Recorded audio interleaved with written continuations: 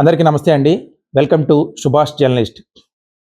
గత ఎన్నికల్లో చంద్రబాబు గారు అధికారంలోకి వచ్చేందుకు ఇటు జనసేన పార్టీతోనూ, అటు బీజేపీతోనూ పొత్తులు పెట్టుకున్నారు.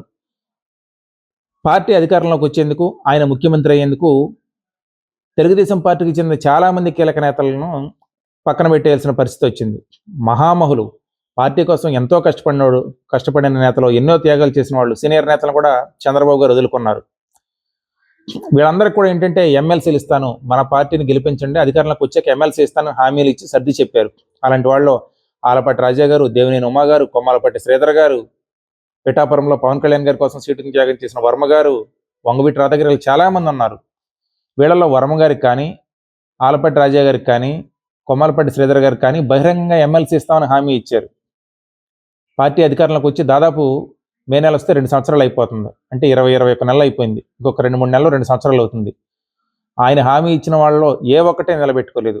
ఒక్క ఆలపాటి రాజా గారికి మాత్రం నాదెండ్ల మనోహర్ గారి కోసం తెనాలి సీటు వదులుకున్నటువంటి రాజా గారి ఒక్కరికి మాత్రం ఎమ్మెల్సీ అవకాశం, అది కూడా నామినేట్ చేసింది కాదు, గ్రాడ్యుయేట్స్లో ఆయన గెలుపొందారు.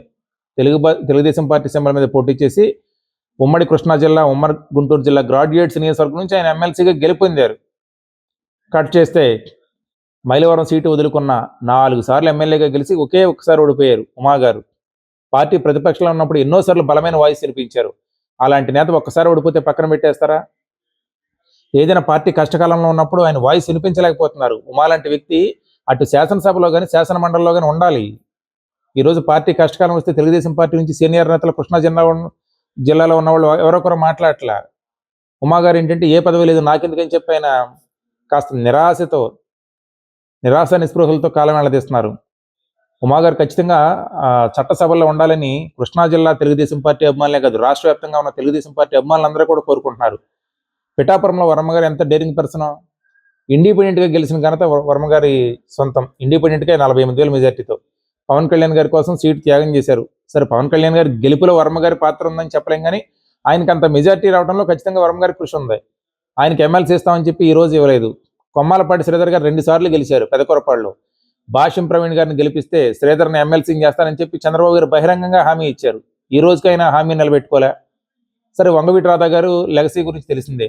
పాపం ఆయన 2019లోనే వైఎస్ఆర్సీపీలో ఉండి వైఎస్ఆర్సీపీ అధికారంలోకి వస్తుందని తెలిసి కూడా బయటకు వచ్చేసి అప్పటి నుంచి తెలుగుదేశంలోనే ఉన్నారు. 2019లో కూడా తెలుగుదేశం పార్టీ గెలుపు కోసం రాష్ట్రం మొత్తం తిరిగారు. ఆయన కూడా ఈ రోజుకి ఎమ్మెల్సీ లేదు. ఏదో ఒక పదవి వస్తుందని చెప్పి కళ్ళు కాయలు కాసేలా వంగవీటి అభిమానులందరూ ఎదురు చూస్తున్నారు. ఇక తాజాగా వైఎస్ఆర్సీపీకి చెందినటువంటి 6 ఎమ్మెల్సీలు తమ పదవులకు రాజీనామా చేసి మా రాజీనామాలు ఆమోదించమని చెప్పి స్పీకర్ మీద, మండలి చైర్మన్ మీద బాగా ఒత్తిడి చేస్తున్నారు. జయమంగళ వెంకటరమణ గారు లాంటి వాళ్ళు అయితే కోర్టుకు వెళ్ళారు. అంటే వైఎస్ఆర్సీపీ నుంచి బయటకు వచ్చిన వాళ్ళు 2 బీజేపీలో జాయిన్ అయ్యారు, కొంతమంది టీడీపీకి వెళ్ళారు. జయమంగళ గారు అయితే జనసేనకు వెళ్ళారు. వీళ్ళ రాజీనామాలు ఆమోదిస్తే ఉప ఎన్నికలు వచ్చే అవకాశం ఉంది. మరి ఈ ఉప ఎన్నికల్లో మరి రాజశేఖర్ గారు లాంటి వాళ్ళు తిరిగి ఎమ్మెల్సీని చేస్తామని చెప్పి పార్టీలో చేర్చుకున్నారు. తెలుగుదేశం పార్టీలో లావు శ్రీకృష్ణదేవరాయలు ఆయనకు సపోర్ట్గా నిలిచారు.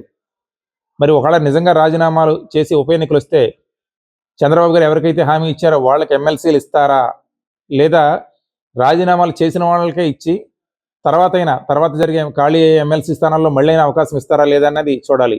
ఏది ఏమైనా కూడా పార్టీ కోసం ఎంతో త్యాగం చేసి పార్టీ ప్రతిపక్షంలో ఉన్నప్పుడు ఫైట్ చేసిన వాళ్ళకి, అది కూడా చంద్రబాబు గారు హామీ ఇచ్చి ఇప్పటికే ఆయన హామీ నిలబెట్టుకోలేదు. కనీసం ఇప్పుడు కొంతమందికైనా, ఇప్పుడు రాధా గారికి ఇవ్వాలి, ఉమా గారికి ఇవ్వాలి, శ్రీధర్ గారికి ఇవ్వాలి, వరం గారికి ఇవ్వాలి.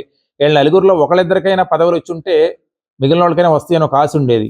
ఇలాంటి కీలక నేతల పదవులు రాకపోవడంతో తెలుగుదేశం పార్టీలో వీరాభిమానులు అయితే చాలా మంది జీర్ణించుకోలేకపోతున్నారు. మరి చంద్రబాబు గారు వీళ్ళందరికీ ఎప్పుడు తన హామీని నిలబెట్టుకుంటారు ఏంటనేది చూడాల్సి ఉంది. నా వీడియో మీకు నచ్చినట్లయితే ప్రతి ఒక్కరూ లైక్ చేసి మీ అభిప్రాయాన్ని నిర్మోహమాటంగా, నిష్పక్షపాతంగా కామెంట్ చేయండి.